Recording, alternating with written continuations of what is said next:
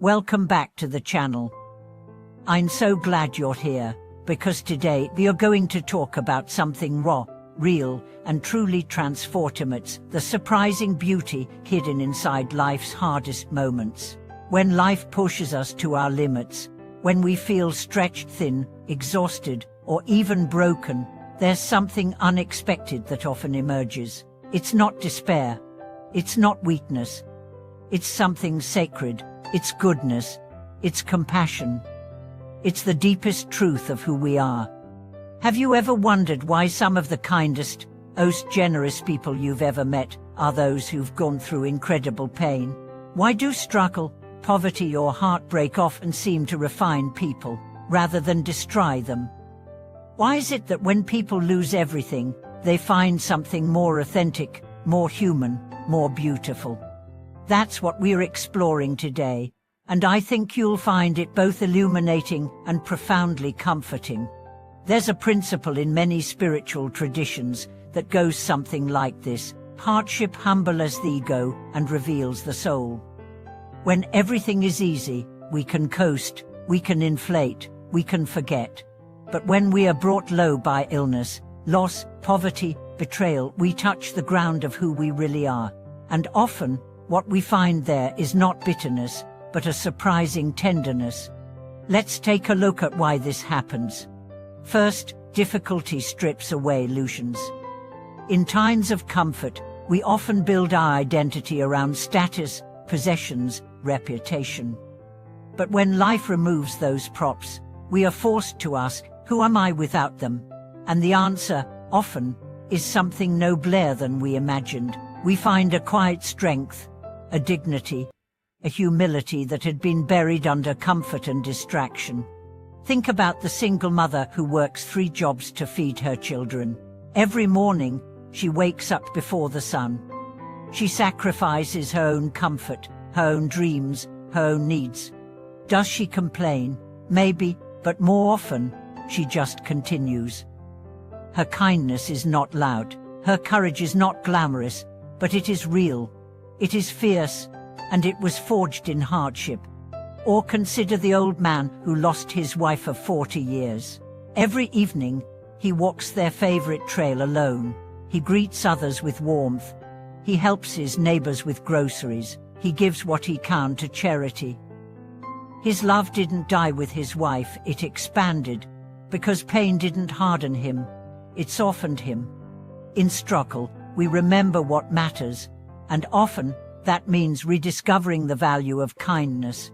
There's something else that happens in hardship. We start to notice the suffering of others. When you're in pain, you become attuned to it.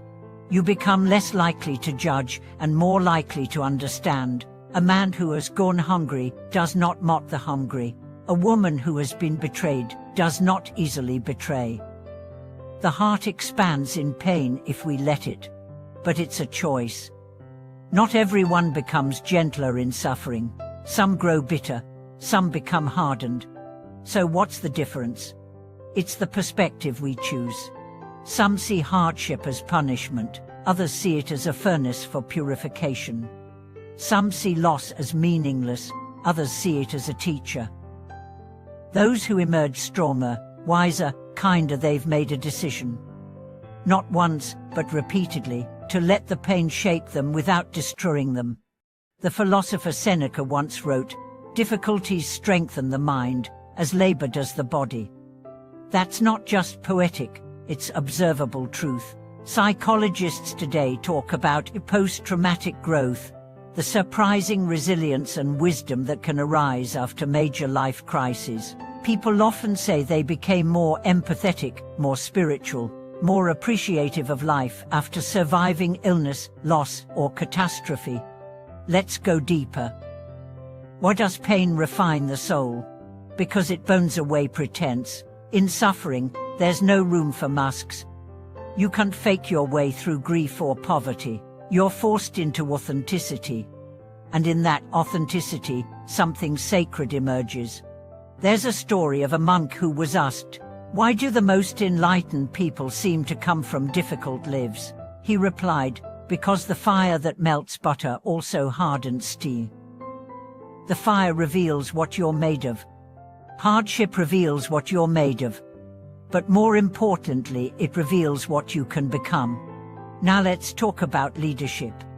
Some of the world's most beloved leaders, figures like Nelson Mandela, Mahatma Gandhi, or Abraham Lincoln, were shaped in the crucible of suffering. Mandela spent 27 years in prison. But he didn't emerge bitter, he emerged ready to forgive. Gandhi was humiliated, attacked, and jailed. But he responded not with violence, but with soul force. Lincoln battled depression and failure before leading a nation through its darkest hour. Why did these men become legends? Because they didn't let pain make them small. They let it refine them. And they used their pain to uplift others. You don't need to be a historical figure to do the same. Every day, there are people like you, people going through divorce, bankruptcy, illness, who choose to respond with grace, with dignity, with service. They visit the sick while battling their own diagnosis. They donate to others while facing their own financial stress. They speak gently, even when their own hearts are breaking. These are the heroes of the everyday, and they prove that the best of humanity often comes forth in the worst of times. But let's be real, this isn't easy. When you're in the middle of pain, it doesn't feel sacred. It feels unbearable.